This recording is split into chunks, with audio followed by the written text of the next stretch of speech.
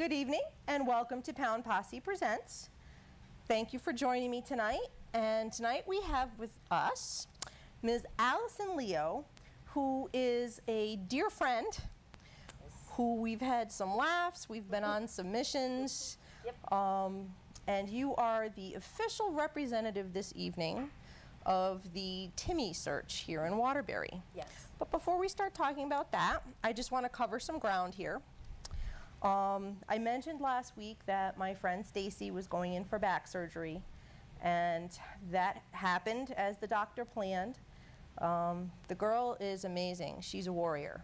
She was supposed to be in the hospital for 3 days. She went home the next day, hardware in her back and all. So I know she's in a lot of pain and she's miserable right now, but I just want to say I wish you a speedy recovery. Girlfriend, I love you. Things are going to get better, and hang in there. And on that same note, your sister Pam is coming up on that same surgery. Yes. And when is that? Thursday. Thursday. Tentatively. Tentatively, unless she backs out? No, the doctor. Oh, okay. Well, we want to wish Pam all the best, because that's no joke. So, Pam, we love you too, and we'll be pulling for you on Thursday and hope everything works out. Another little announcement, and of course, where else would you put this but Facebook if you want the world to know? Yes.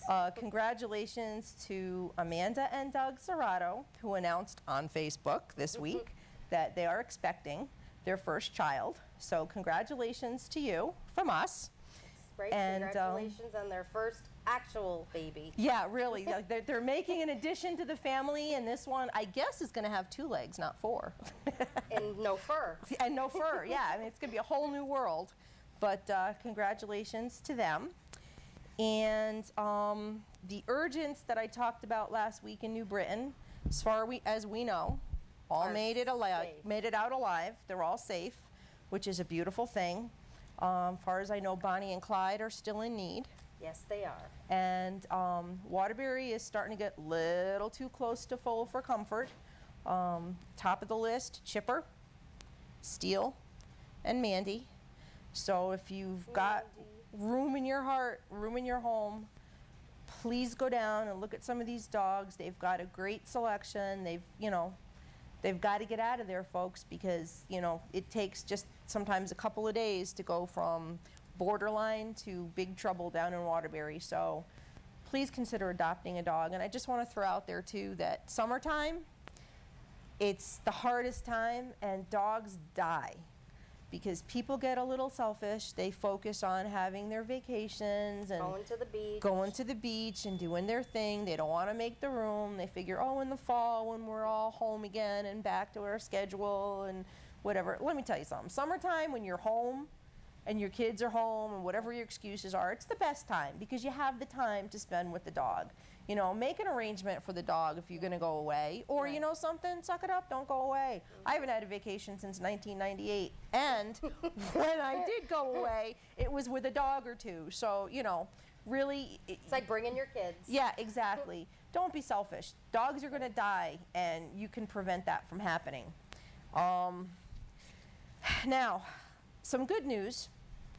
There was a dog that I've been talking about, and I know that you've been following the story too. Lacey, who is a Polish lowland sheepdog that was missing in Huntington for, let's see, the beginning of March, I guess she went missing. Yeah.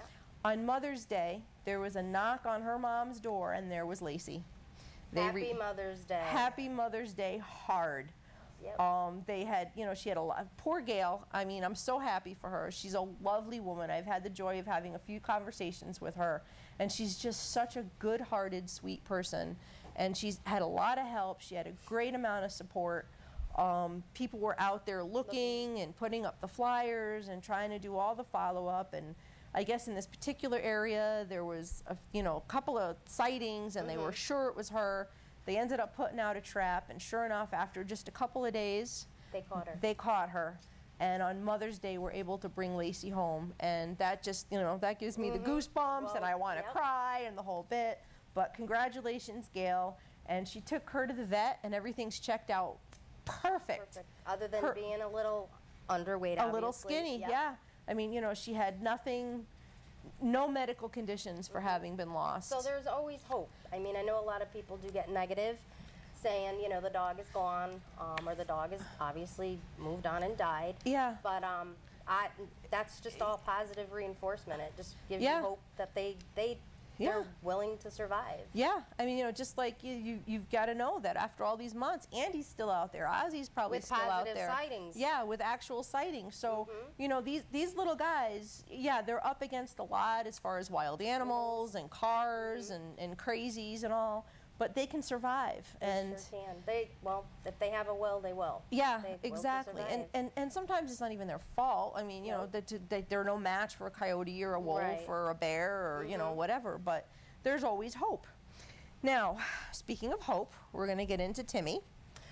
Before Oh, we wait, get that's into right. Timmy, That's right. I You have would- some absolutely I do. fabulous news. I'm sorry. I would just love to say a big, huge thank you to Lisa Derwin from Thomaston, Connecticut, who adopted Mason, who only was with us for less than, I believe, 24 hours. He was an owner surrender, and he, big Rottweiler, 116 pounds, which is always hard to place. Yep.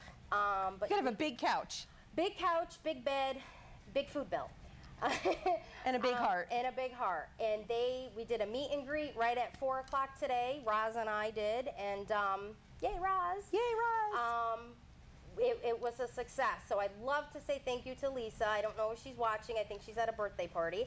But I want to say thank you because it was a big decision for her to make because she has a German Shepherd too. So she's got two big ones, but a thank you.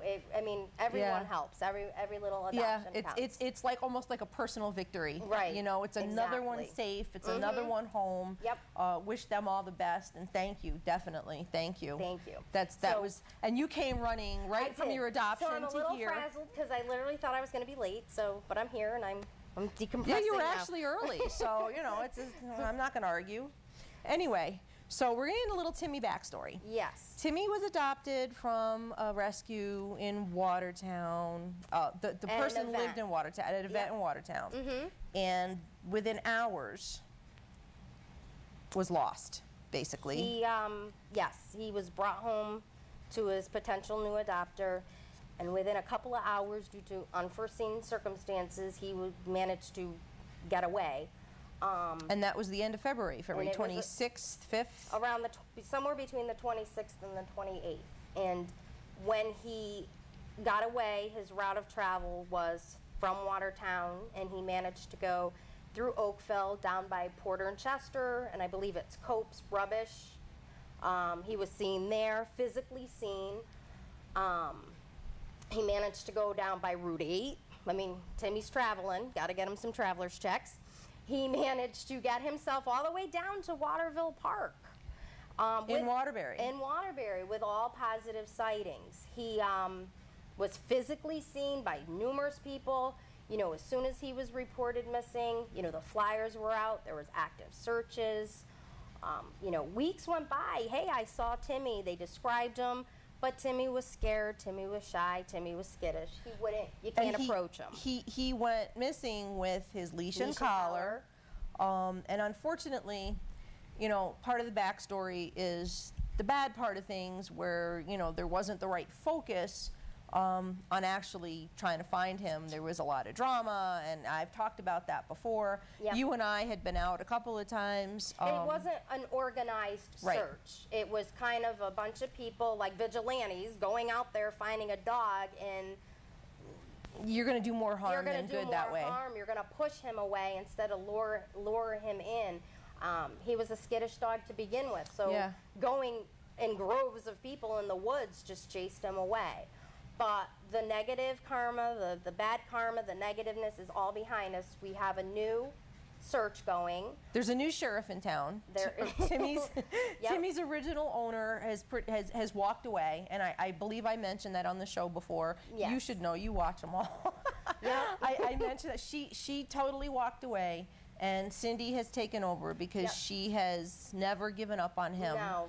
And There's a few of us that have not given up on Right. Timmy because as many times as people have said that he's dead, you know, he couldn't survive it out there, I will say that 5 weeks ago, Thursday, we had a physical positive sighting where he ran in front of a car in front of, I believe it's city limits. Yeah, he's been in that area. If you're not familiar with Waterbury, you're only kind of, Thomaston Avenue runs from like where Waterville Park is at one end, and it goes down past DMV, and it goes down to where city limits is, and there's a quarry back there, and there's a lot of woods. The shooting range. If you know Waterbury on Thomaston Avenue, the shooting range is, he was physically last seen between city limits and the shooting range, and the person in the vehicle reported it immediately, and his direction of his route of travel was he was going towards motor vehicle.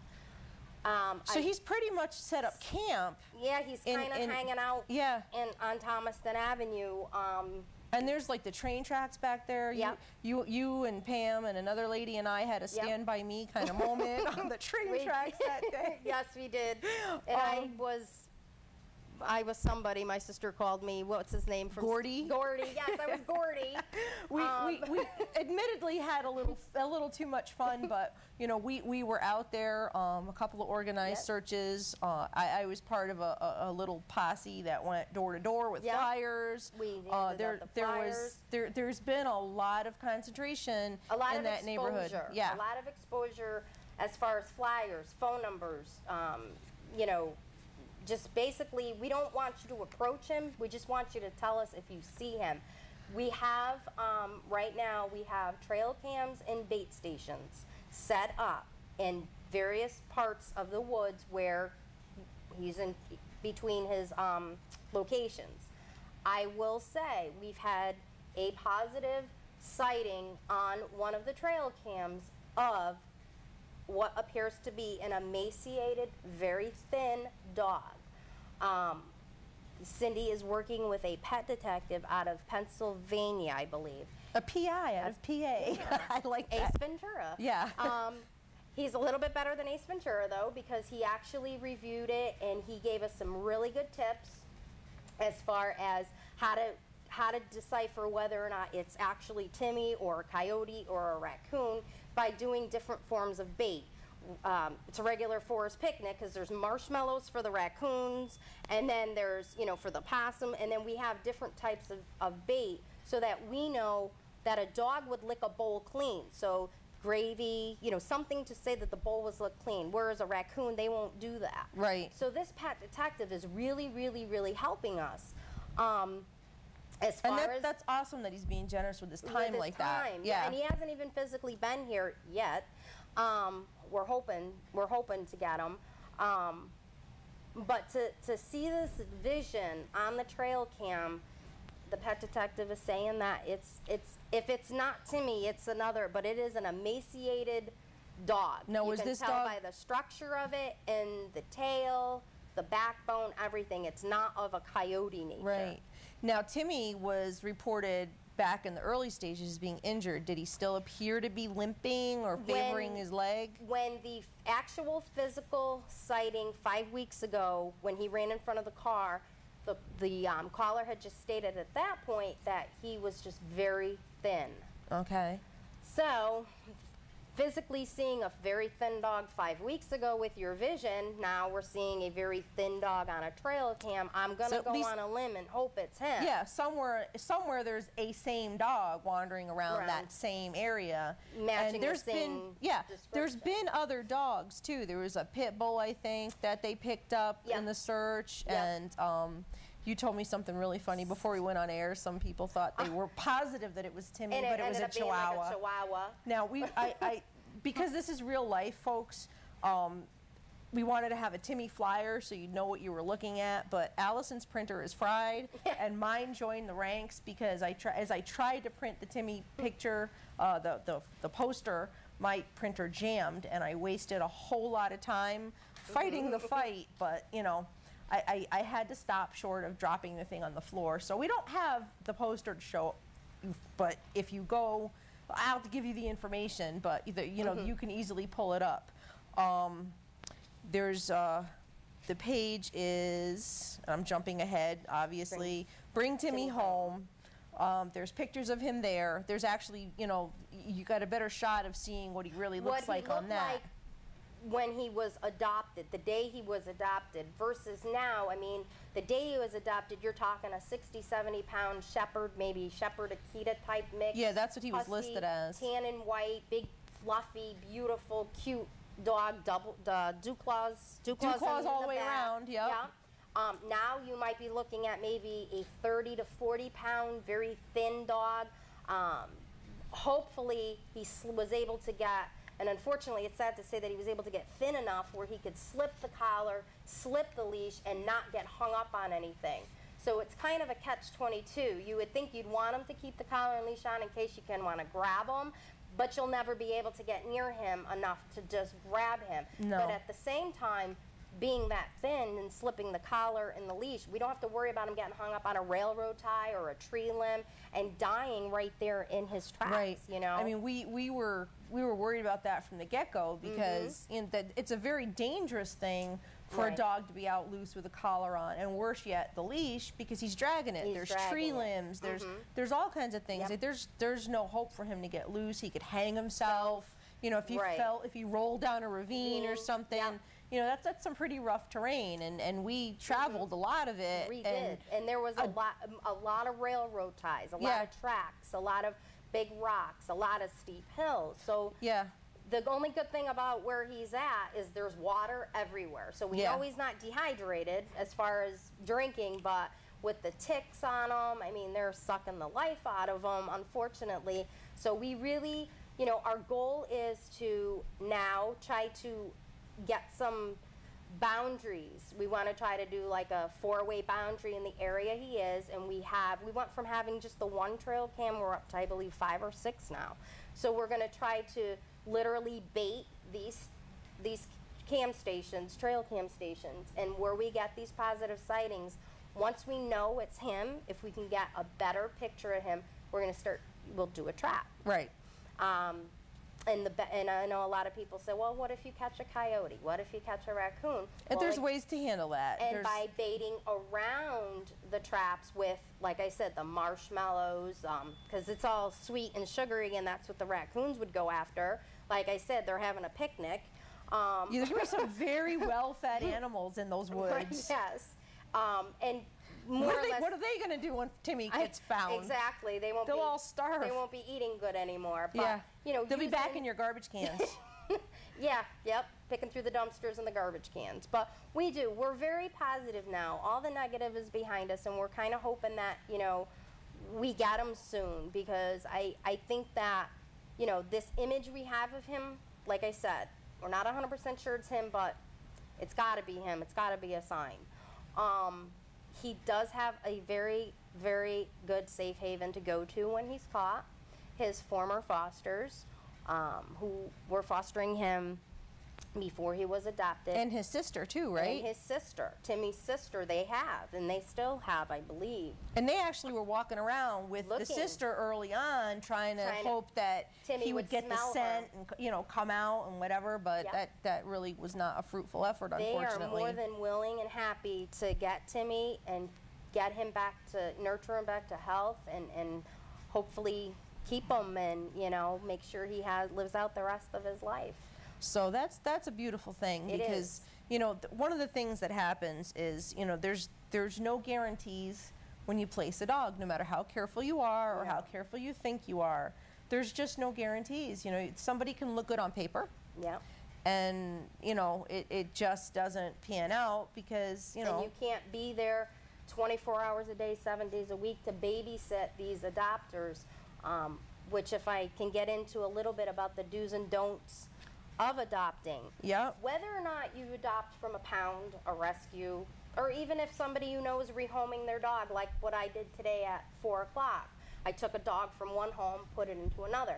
Just because an animal comes from a home or a pound or a rescue doesn't mean Fido comes home and knows he's home. Knows he's home. Yeah. Knows that, hey, I'm going to open the door and go out to go to the bathroom. You don't just open the door and let the dog out. The dog needs to decompress. It can take a few days. It could take a few weeks. The dog needs to relearn his element. You removed him from an element of his surroundings, whether they were there a year, 5 years, and you're putting them somewhere new. They need to learn all over again. This is my new home. This is the routine. This is when we go out. You have to expect sometimes even the potty accidents, because their body's not on your schedule. You know, you go out at this time and that time and that. Right. Well, that's not what the dog knows. You know the dog is home. You know the routine. Yay, you know, Fluffy's home and, you know, everything's going to be great and we're going to live happy. Dog has no clue. How are you going to tell the dog that? You've got to show the dog and love the dog and give it time to adapt. And especially like these dogs in the pound, you can't expose them to too much too fast, because they need a decompression they've been in a kennel. Yep, a quiet, you know, you pull from the pound, you bring them home. If you don't want to crate them, give them a quiet room, a blanket, a pillow, some food and some water. Leave the dog alone for a couple of days. The dog needs to decompress. The dog has, especially in a pound, they're pent up. They were in jail. They were in prison, basically, behind bars. You know, they need to come home. They need to unwind, decompress, and let the dog come to you. Don't throw the leash on, start dragging the dog to the park and here and there. Overload. I mean, look what that's exactly how Bonnie and Clyde ended up back in the pound, because you know, these people wanted to like integrate with the bird, like of all things. Yeah. You just can't. No. And the sad part is there's so many people like me, Theo, Roz. I mean, we're all part of, I mean, there's so many of us I can't even list, that we all work together. We may work with different rescue organizations, but we all work together, and we're all here with free advice. All you have to do is pick up the phone, go to Facebook. God, you can put any question you want. You'll have a million answers. Yep. If you New England Rescue RX. Yes. I mean, that's a great place. It's one of the pages I have. I just got the dog home. He's chewing. I got to get rid of the dog. No, that's an easy fix. Yeah. You know, people want to get rid of a dog after 24 hours because the dog sheds. Well, dogs do shed, you know. A dog is a dog. It's like having a child. You can't just get the dog, go home, throw it in a crate, and go out. And expect it to conform to your lifestyle like that. It doesn't happen like that. And if we had more education, and that's the key word, with adoptions. I know it's hard. Pounds are limited with funds. They come in, I want that dog, here's my license, they fill out some paperwork, there you go. Yeah, you need an ID, a heartbeat, and whatever the pull is. But you know, but you know, there's no education. You have no idea what you're doing, and there's so many of us volunteers. And you have no idea what you're getting. Exactly. Some of these dogs need a little bit more TLC than others, and they've been through different things. They were living on the street for God knows how long. Then they come into the pound. And they're in jail. And then they're just let loose, you know, there you go, you're going home now, and they don't know anything. And then people do get frustrated, and that's how they land either back up out on the street or back up in the pound. And people with the issues with the cats, you know, make sure your cat, I always say this, put up a gate in a room, make sure the cat has a place to go to get away from the dog. You get a dog who's never seen a cat or has a little bit of that interest that's a little too intense for the first few days. It's instinct. Give the cat a place to go. You don't want to have a situation where the dog can corner the cat. Right. Because the cat's going to react, someone's going to lose an eye. Yeah. and basically it just, it escalates needlessly, and the dog's got that instinct. He's got a cornered thing that he just chased. What do you think is going to happen? It's not going to be pretty. And then what's going to happen? You don't want to keep the dog. So whose fault is it? Yours. Your fault. Your fault. Right. Your fault. Proper introduction. Yeah. That's key. And if you need help with it, we're all available. You know, you can go to Pound Posse Presents Facebook page. I have actually the Bring Timmy Home. Or Help Find Timmy. What is it called now? Bring Timmy Home. Bring Timmy Home. It's right in front of us. I have the page. I have the page up on the Pound Posse Presents page. So if you want to go to Facebook and you want to check it out, you can go on the page. You can keep track of what's going on. If you don't have Facebook and you just want to find out, you know, whatever you can do to help, or if you want to get involved with the searches, there's going to be some events to try to further things along. Cindy is available, like pretty much 24/7 for the sake of Timmy. She picks that phone up anytime it rings because she isn't hoping it's an idea of Timmy. She's hoping it's that phone call. But her number is 860-729-8255. 860-729-8483. That's 860-729-8483. And she's a lovely woman. She's got Timmy's best interest in her heart. She's never given up. No, she's, a lot of us were kind of chased away, you know, but she never really went far. She never gave up, never stopped. She never stopped. So she appreciates everybody's input. She appreciates the positive energy. Yep. You know, it's, for those of us who were forced to take a step back, we can now step forward again and be involved and try to help this poor dog. You know, if you're familiar with the area, you know, and you're driving around, just keep your eyes open. That's all it takes. You sometimes just the sighting. That's all we want to know. Sometimes just out of the corner of your eye, you do a double take, and you know. And if you do see him and you're quick thinking, try to snap a picture on your cell phone. Yes. Because believe it or not, just by what his background is, if he's in front of the DMV waiting to get his license, then we'll know he's there. You know, it really helps. It really helps. So if you do see him, please call the number, snap a shot of him with your cell phone. And call right away. Don't wait until you get home. If you have to pull over and make a phone call, do it right away, because it's where he's at that exact moment that makes all the difference. Because you know, you're right there, you can turn around and say, all right, there's this building, there's this tree, there's this street sign, and it's much more of a clue than, oh, I think I was over, you know, here 3 days ago. It's a cold lead at that point. But anyway, there's the credits. Allison, are you ready? I'm ready. Peace, love, and dogs. We practiced that together beforehand. Anyway, thank you very much, Allison, for coming on. Thank you. Thank you very much. We know we have plans for you to come back another time, and we're going to have Blackjack with you when you come. Blackjack will join me, yes. Join us next week, and thank you very much. Waiting for that screen to go dark. We're